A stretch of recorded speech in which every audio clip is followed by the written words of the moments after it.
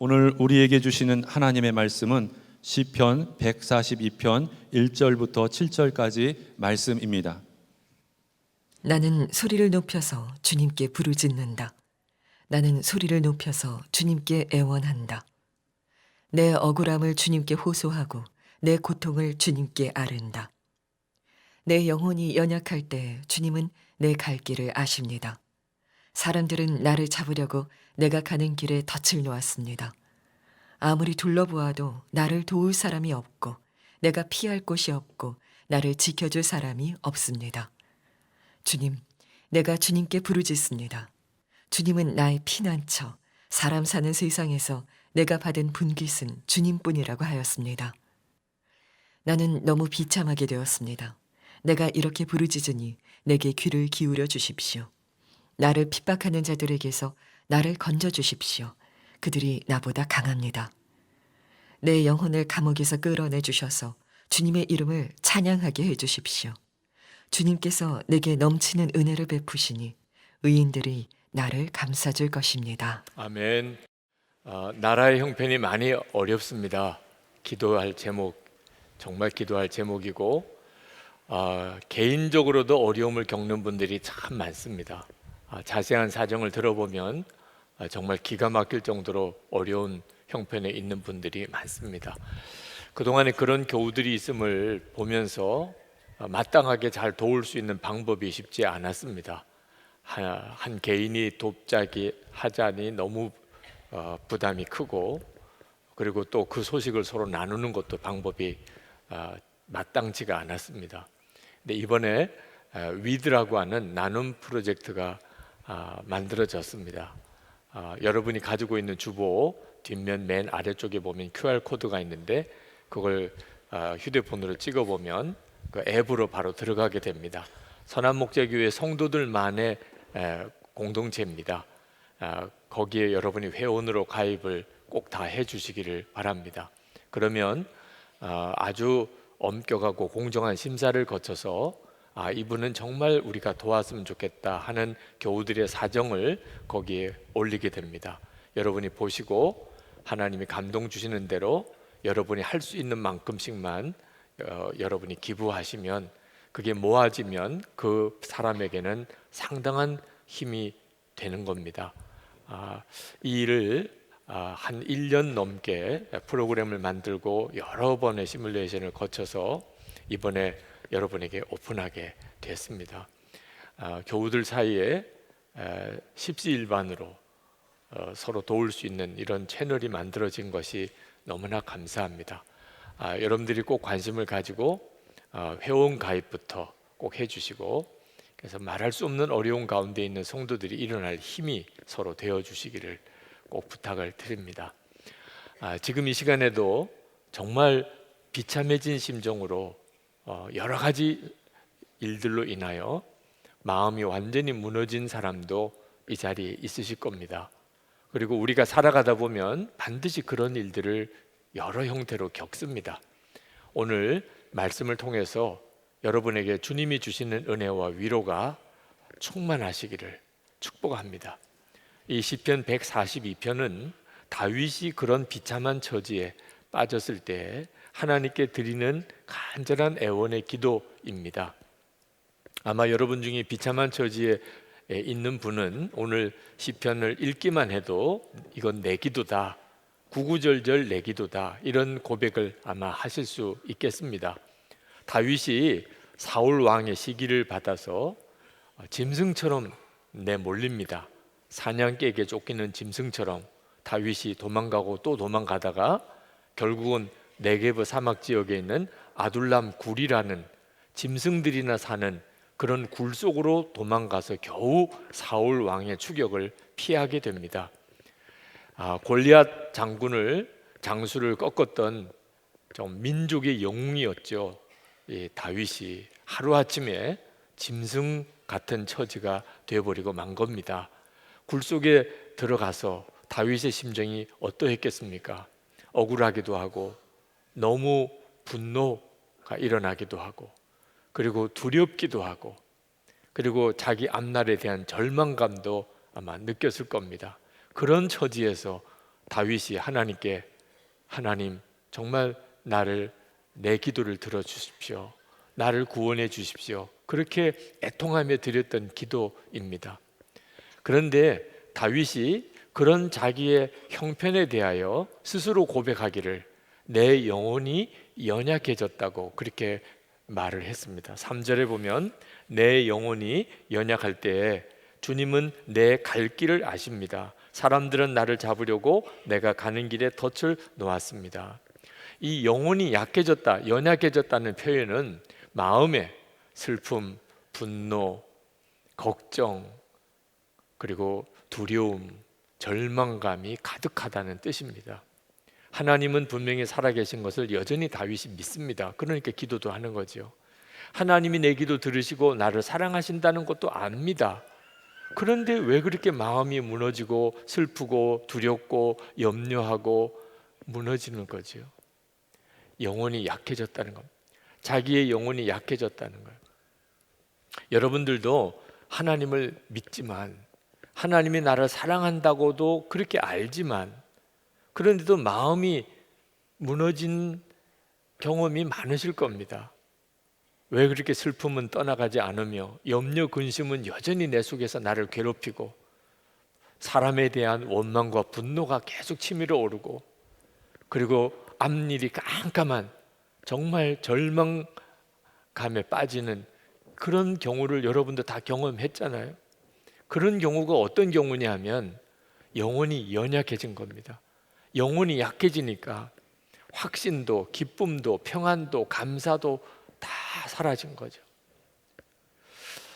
여러분이 정말 여러분 자신을 잘 분별해야 합니다. 형편이 어려운 것보다 더 중요한 것이 내 영혼이 약해진 겁니다. 다윗은 그럴 만한 충분한 여건이었습니다. 다윗은 지금 주변에 그를 도와줄 사람이 한 사람도 없었습니다. 정말 혼자입니다. 짐승들이 사는 굴 속에 들어가서 혼자 있을 때 그 다윗의 심정이 어떠했겠습니까?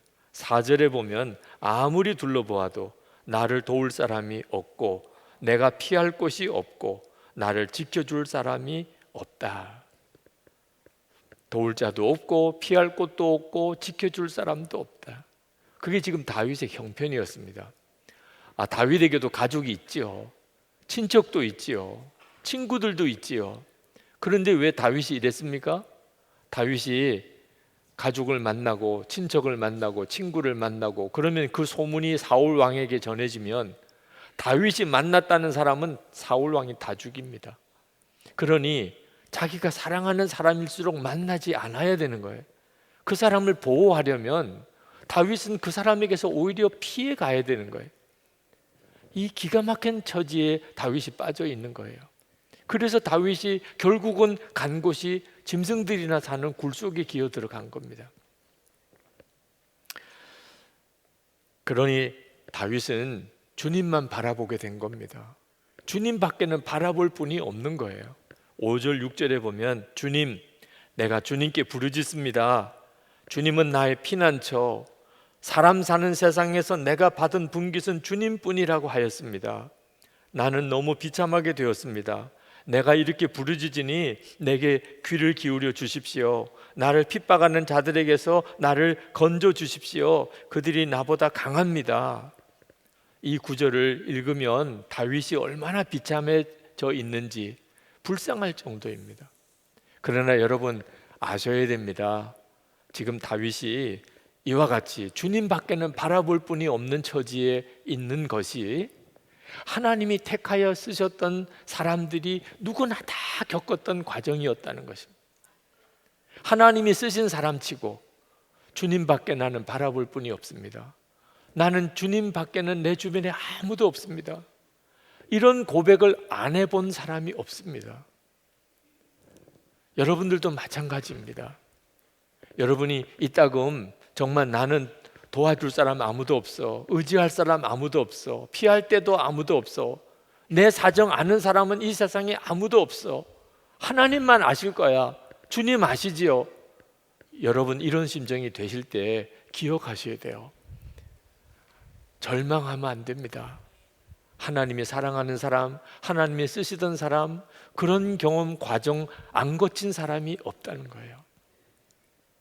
오히려 그런 처지가 되었을 때 다윗은 어떻게 기도했을까 주목해 봐야 되는 겁니다. 다윗이 정말 비참해도 그렇게 비참할 수 없는 처지에 빠졌어요. 그럴 때 다윗은 어떻게 기도했었을까? 그게 오늘 시편 142편입니다. 다윗은 그런 처지에서 하나님께 뭐라고 기도했느냐 하면 자기 영혼을 감옥에서 벗어나게 해달라, 자기 영혼이 감옥에서 벗어나게 해달라, 그런 기도를 드렸어요. 7절에 보면 내 영혼을 감옥에서 끌어내 주셔서 주님의 이름을 찬양하게 해주십시오. 다윗은 지금 자기의 문제가 정확하게 무엇인지를 깨달은 사람이었어요. 다윗의 지금 어려운 문제는 짐승들이나 사는 굴 속에 홀로 거기에 그렇게 도망가 있는 그 처지가 아니었다는 거예요. 그보다 더 심각한 문제가 있어요. 자기 영혼이 감옥에 갇힌 것과 같다는 겁니다. 그 무슨 뜻이죠? 하나님은 분명히 살아계시고 여전히 하나님이 자기를 사랑하신다는 것을 머리로는 아는데 이상하게 마음에 두려움에서 벗어나지를 못하는 거예요. 염려가 떠나지를 않는 겁니다. 자꾸 슬프고 사람이 원망스럽고 사람에 대해서 분노가 그치지를 않고, 그리고 자기 앞날에 대한 절망감에 빠지는 겁니다. 자기 영혼이 완전히 감옥에 갇혀 있는 거예요. 이게 더 큰 문제구나. 그걸 다윗이 깨달은 거예요. 자기가 지금 굴 속에 있는 것보다 더 심각한 문제가 내 영혼이 감옥에 갇혀 있구나. 다윗은 아주 어릴 때 아버지의 양떼를 돌보는 목동 일을 했습니다. 그때 당시에 목동들은 들판에서 양떼들과 함께 밤에 거기서 자야 되는 거예요. 그 어린 아이가 양떼들을 지키면서 그 짐승들이 우글거리는 그 들판에서 혼자 밤을 지새야 될 때 얼마나 무서웠겠어요. 근데 다윗은 무섭지가 않았다는 거예요. 그때 하나님을 바라보면서 다윗은 그 들판에서 양떼들과 혼자 있을 때 비파를 타면서 찬양을 하나님께 드렸었습니다. 소년이었을 때 골리앗과 싸웠습니다. 그 정말 무시무시한 일이잖아요. 구척 거인 골리앗 앞에 소년 목동이 서 있는 겁니다. 그런데 다윗은요 무섭지가 않았다는 거예요. 그 골리앗을 보면서 다윗은 담대하게 이렇게 외쳤습니다. 너는 칼과 창과 단창으로 내게 나오거니와 나는 만군의 여호와의 이름 곧 내가 모욕하는 이스라엘 군대 하나님의 이름으로 내게 나아가노라. 그렇게 외치면서 달려가서 골리앗을 물맷돌로 거꾸로 때렸어요. 그랬었어요 다윗이. 그런데 왜 지금은 이렇게 내 마음이 비참하고 두렵고 막막하고 슬프고 분노가 해결이 안 되고 이렇게 절망스러운가? 다윗이 알았어요. 이게 더 큰 문제들. 내가 지금 굴 속에 있는 것보다 더 큰 문제가 내 영혼의 상태가 완전히 지금 감옥에 갇혀 있구나. 기가 막힌 기도예요. 이걸 깨닫는 성도가 문제를 풀어나갈 수 있는 거예요. 형편이 어려운 것보다 더 심각한 문제는 내 영혼이 지금 무너져 있는 것입니다. 내 영혼이 지금 완전히 감옥에 사로잡혀 있는, 정상적인 신앙이 아닌 거죠. 여러분, 언제나 영혼이 살아 있어야 합니다. 우리도 우리 마음을 잘 살펴야 돼요. 항상 있어야 한다고 말씀하셨어요. 믿음과 소망과 사랑, 정말 여러분 안에 항상 있습니까? 평안, 기쁨, 감사, 성도라면, 하나님을 믿는다면, 하나님이 천지를 지으신 하나님이신 것을 진짜 안다면, 주님이 내 안에 거하시는 것을 정말 내가 믿는다면 당연히 평안, 기쁨, 감사가 있죠. 여러분에게 그것이 있다면 지금 여러분의 형편이 아무리 어려워도 잘 가고 있는 거예요. 정말 잘 가고 있는 거예요. 만약에 여러분이 그렇지 못하다면 형편이 어려운 게 아니고 여러분의 영혼에 문제가 생긴 것입니다. 이것을 깨달은 다윗은 자기가 굴 속에 있으면서도 하나님을 찬양하게 해달라고 그렇게 구하게 된 거예요. 영혼이 살아야 되니까, 먼저 내 영이 살아야 되니까. 잘 될 때도 하나님 찬양해야 하지만 당연히 그렇죠. 그러나 어려울 때도 하나님을 찬양해야 합니다. 왜냐하면 형편이 좋고 나쁜 걸 떠나서 하나님은 여전히 우리에게 은혜로우시고 하나님의 사랑은 변한 적이 없으시잖아요. 그러니 잘 될 때도 찬양하고 어려울 때도 찬양해야 마땅하죠. 잘 될 때는 찬양이 되는데 어려울 때는 그만 낙심과 절망에 사로잡혀 찬양이 그친다면 그건 아직 진정한 믿음이 아닌 거죠. 영혼이 너무 약한 거죠. 그 찬양이 아둘람 굴에서 나옵니다. 다윗이 찬양하게 해달라고만 기도한 게 아니고 실제로 찬양을 해요. 그게 어디 나오냐면 시편 57편에 나옵니다. 아둘람 굴에서 썼던 시편이 둘인데 하나는 142편이고 하나는 57편이에요. 57편에도 똑같이 처음에는 그 굴 속에서 비참한 다윗의 심정이 그렇게 하나님 앞에 토해내지고 있습니다. 1절부터 보면 참으로 하나님 나를 불쌍히 여겨 주십시오. 불쌍히 여겨 주십시오. 내 영혼이 주님께로 피합니다. 이 재난이 지나가기까지 내가 주님의 날개 그늘 아래로 피합니다. 가장 높으신 하나님께 내가 부르짖습니다. 나를 위하여 복수해 주시는 하나님께 내가 부르짖습니다. 하늘에서 주님의 사랑과 진실을 보내시어 나를 구원해 주십시오. 나를 괴롭히는 자들을 꾸짖어 주십시오. 정말 눈물이 펑펑 쏟아지면서 다윗이 하나님께 기도했어요. 충분히 이해할 만해요. 그런데 참 놀랍게도 갑자기 그 시편 57편의 분위기가 바뀝니다. 찬양이 나와요. 7절부터 보면 하나님 나는 내 마음을 정했습니다. 나는 내 마음을 확실히 정했습니다. 내가 가락에 맞추어 노래를 부르겠습니다. 내 영혼아 깨어나라. 검은고야 수금아 깨어나라. 내가 새벽을 깨우련다. 주님 내가 만민 가운데서 주님께 감사를 드리며 문나라 가운데서 노래를 불러 주님을 찬양하렵니다. 주님의 한결같은 그 사랑 너무 높아서 하늘에 이르고 주님의 진실하심 구름에까지 닿습니다. 하나님 주님은 하늘 높이 높임을 받으시고 주님의 영광 온 땅 위에 떨치십시오. 다윗의 처지를 알고 이 시편을 읽으면 정말 눈물이 날 정도예요. 어떻게 이게 가능한가요? 아니 이 찬양이 그 아둘람 굴 속에서 드려진 찬양이란 말인가? 다윗은 절망 가운데서 먼저 그 영혼이 살아야 된다는 걸 깨닫고 그리고 진짜 찬양하면서 다윗의 영혼은 소생합니다. 기가 막혀요. 영혼이 살아납니다. 그리고 믿어지지 않는 예언이 그 입에서 터져 나옵니다. 바로 그 뒷절 7장 하반절에 보면 주님께서 내게 넘치는 은혜를 베푸시니 의인들이 나를 감싸줄 것입니다. 지금 다윗은 굴 속에 혼자 있어요. 다윗은 누구에게 찾아갈 수도 없어요.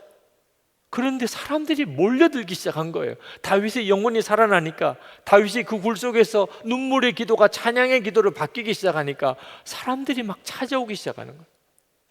아둘람 굴 속에 사람들이 몰려들기 시작하는 거예요. 그 내용이 사무엘상 22장에 나옵니다.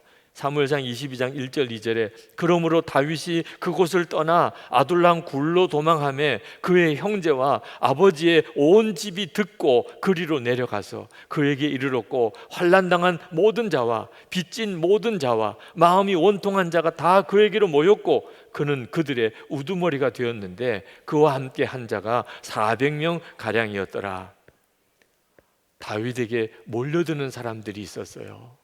사울 왕의 통치 아래서 원통한 자, 억울한 자, 정말 비참해진 사람들, 그 시대가 그렇게 어두웠다는 거죠. 이런 사람들이 다윗이 어디 있나, 저 네게브 사막 그 아둘람 굴에 있다는 소문을 듣고 거기까지 찾아오는 거예요. 무려 400명이나. 여러분, 그들은요 시험 뽑아서 뽑은 사람 아니에요. 다윗이 무술 시험도 해보고 면접도 해보고 너 나와 함께 하자 이렇게 한 사람 아닙니다. 억울하고 애통하고 원통하고 그랬던 정말 한 맺힌 사람들, 그런 사람들이 그냥 몰려든 거예요. 그런데 그 사람들이 나중에 다윗의 휘하에 유명한 용사들이 됩니다. 다윗 왕국의 기둥들이 됩니다. 다윗 왕국은 거기서부터 시작이 됐어요. 그들과 다윗 사이에서 어떤 관계였는지는 유명한 일화가 있습니다. 한 번은 다윗이 베들레헴에서 블레셋과 싸웠어요. 근데 다윗이 있던 곳은 산 위고 베들레헴 그 밑에는 블레셋이 차지하고 있었는데 물이 떨어진 겁니다. 다윗도 목이 말라서 정말 죽을 지경이 됐습니다. 그러나 우물은 블레셋 진영에 있습니다. 그때 다윗이 너무 목이 말라서 이렇게 탄식합니다. 베들레헴 성문곁 우물물을 누가 나로 마시게 할꼬. 그럼 뭐 물을 떠오라는 게 아니고 정말 탄식을 한 거죠. 근데 그걸 부하들이 듣습니다.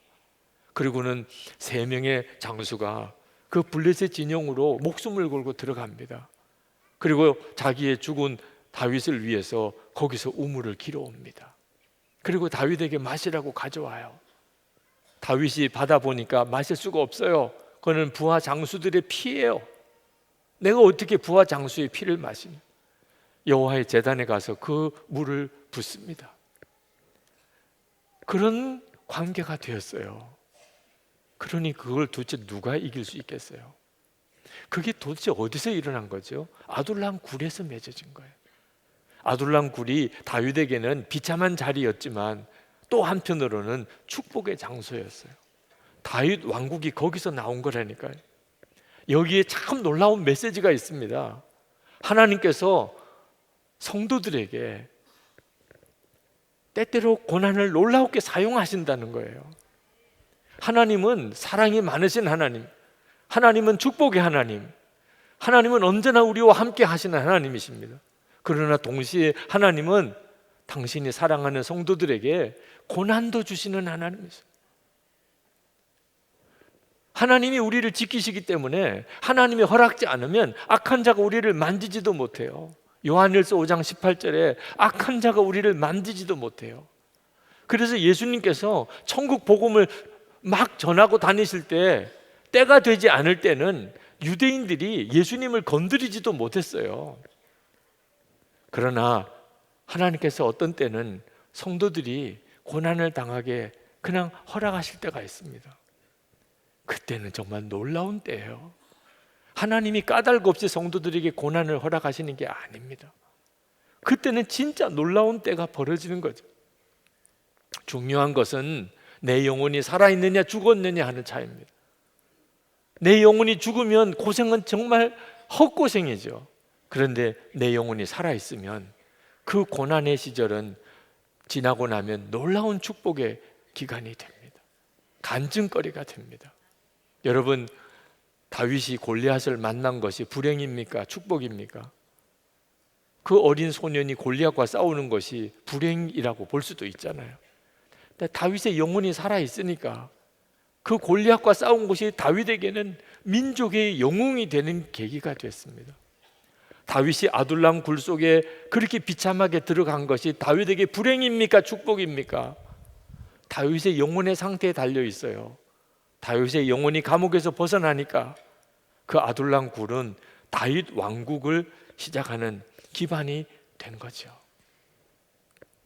성도 여러분, 여러분이 아무리 비참한 처지에 있다 하더라도 여러분이 정말 놓치지 말아야 될 것은 여러분의 영혼의 상태예요. 나는 여전히 믿음과 소망과 사랑으로 사는가? 평안과 기쁨과 감사가 내 속에 계속 있는가? 아니면 불평, 원망, 두려움과 염려와 걱정, 사람에 대한 분노, 그리고 절망감에 내가 묶여 있지는 않은가? 그걸 잘 분별하셔야 합니다. 여러분의 영혼이 살아나면, 감옥에서 여러분의 영혼이 벗어나면, 그러면 여러분의 삶의 지경 자체가 달라집니다. 바울과 실라가 예수님의 부활을 전하다가 빌립보 감옥에 갇혔습니다. 무지하게 매를 맞고, 그리고 깜깜한 밤중에 지하 감옥에 던져졌습니다. 그때 바울과 실라가 하나님께 기도하고 찬송을 부르기 시작했습니다. 사도행전 16장 25절에 밤중쯤 되어 바울과 실라가 기도하고 하나님을 찬미하며 죄수들이 듣더라. 그 순간에 바울과 실라는 분명히 감옥에 갇혀 있었습니다. 그러나 바울과 실라의 영혼은 감옥에 갇혀 있지 않았던 거예요. 그들의 영혼은 자유했습니다. 찬양할 수 있었어요. 그러니까 감옥에 지진이 일어났어요. 옥문이 활짝 열렸어요. 빌립보에 교회가 세워졌어요. 감옥에서 부르는 찬양은 이렇게 힘이 있어요. 여러분이 지금 정말 감옥에 갇힌 것 같이 비참한 처지에 있다 하더라도 여러분의 영혼은 감옥에 갇히지 않아야 합니다. 감사 잃어버리면 안 되고 찬송을 잃어버리면 안 됩니다. 믿음이 무너지면 안 됩니다. 지난 금요일 중국 감옥에 갇혔다가 석방되신 온성도 목사님과 사모님이 찾아오셨어요. 한국에 돌아오시고 몸 조리하고 요양하시고 이제 좀 다니실 만한 건강이 되셔서 인사를 오셨습니다. 얼마나 고생을 하셨을까 싶은 생각이 들어서 탈북자들 200명을 구출을 하는 일을 해왔습니다. 중국 공안에 잡혀서 20년 이상 살아야 되는 그런 무서운 죄에 해당이 되는 일이었습니다. 그런데 1년 10개월 만에 석방이 됐습니다. 감옥 속에는 똑같은 탈북자를 돕다가 10년 넘게 복역하고 계신 분들도 계셨다고 그래요. 참 하나님의 기도에 대한 역사라고 생각이 듭니다. 그리고 여전히 중국 감옥에 탈북자들 돕다가 고생하는 분들이 많다는 사실을 이번 기회에도 알게도 됐습니다. 그런데 그 고생을 하면서 중국 감옥의 현실이 참 어렵습니다. 아주 무서운 중노동을 해야 되는 곳입니다. 아직도 그래서 몸을 추스리고 회복해야 되는 형편에 있지만 얼굴이 너무 밝으신 거예요. 감옥에서 그렇게 고생했던 분이라고는 생각할 수가 없었어요. 그러면서 하시는 이야기가 감옥에서 너무나 은혜를 많이 받았다는 겁니다. 무슨 은혜를 받으셨냐고 그랬어요. 그동안에 중국에서 탈북자들을 구출하는 일을 끊임없이 하느라고 사역은 열심히 했는데 주님과 온전히 교제하는 시간은 거의 갖지 못했다는 거예요. 그런데 이번에 중국 감옥에 들어가서 오직 주님만 바라보고 주님만 동행하는 시간을 가질 수 있게 되었다는 거예요. 그래서 중국 감옥에 있으면서도 그렇게 마음이 기뻤다는 거예요. 그 고생을 하면서도 마음은 기뻤다는 거예요. 얼마나 중국 감옥에서 은혜 받은 이야기를 많이 했는지 사모님이 듣다 못해서 그러면 다시 중국 감옥에 가라고 해도 가겠냐? 그랬더니 즉시 가겠다고 그러더래요. 즉시 가겠다. 자기에게는 너무 좋은 기회였다고. 여러분, 도대체 온성도 목사님에게 어떻게 그런 역사가 있을 수 있었을까요? 그가 중국 감옥에 갇혀 있었지만 1년 10개월 그 영혼은 감옥 속에 있지 않았기 때문에 그는 하나님의 은혜를 알았어요. 그 감옥 속에서 오히려 진짜 하나님의 은혜를 바라보았어요. 그래서 늘 감사했어요. 그래서 참 만나보니까 놀라운 분이었어요. 우리 교우들에게 그 감옥에서 받은 은혜를 좀 나누어 달라고 그랬어요. 제가 참 존경하는 목사님 사모님께서 못 살겠다고 보따리를 싸신 적이 있었습니다. 목사님 어머니, 시어머니죠. 그 시어머니 때문에 너무 시집살이가 힘들어서 못 살겠다고. 목사님이 외아들이십니다. 그 외아들에게 집착하는 시어머니 때문에 도무지 살 수가 없었대요. 그때 목사님 말 한마디 때문에 쌌던 보따리 풀고 다시는 보따리 싸는 일이 없었다고 그랬습니다. 목사님이 무슨 말씀을 하셨길래 그랬습니까? 목사님이 그렇게 말씀하셨어요. 당신 힘든 것 다 압니다. 당신 보따리 싼 거 충분히 이해합니다. 그런데 내가 당신을 사랑한다는 것이 당신에게는 무슨 의미입니까? 내가 당신을 사랑하는 것이 어머니가 당신을 힘들게 하는 것보다 작으면 떠나세요. 그러나 어머니가 당신을 힘들게 하는 것보다 내가 당신을 사랑하는 것이 더 크다고 생각하거든 보따리를 푸세요. 여러분, 아무리 비참한 현실 속에 살아도 그보다 훨씬 큰 사랑을 우리는 받고 있습니다. 성찬을 통해서 주님은 우리에게 물으세요. 내가 너를 사랑하는 것과 내가 세상에서 고난당하는 것 중 어느 것이 더 크냐? 여러분, 이 성찬은 하나님이 나를 얼마나 사랑하시는지를 그대로 우리에게 보여주는 참 은혜로운 예식입니다. 하나님은 당신의 독생자보다 나를 더 사랑하셨어요. 나 구원하시려고 독생자의 예수님 십자가에 죽게 하셨습니다. 그리고 우리 안에 오셨어요. 우리와 한 몸이 되셨습니다.